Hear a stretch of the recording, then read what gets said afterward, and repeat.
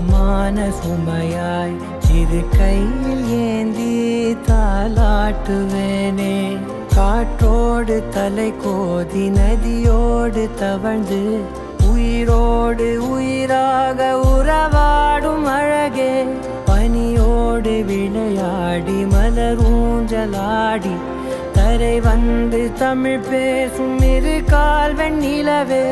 சிறகாக உன்னை நான் ஏந்தி செல்வேன், சினுங்காமல் உன்னை நான் பார்த்து கொள்வேன். ஒரு கோடி இன்பங்கள் உன்னை பார்த்த நொடியில், நான் வாழும் நாள் மட்டும் நீ எந்த மடியில். உன்னை ஈன்ற பொழுதிங்கு கடவுள் தன் முகம் பார்த்த பொழுது உன் பாதம் தொழுது.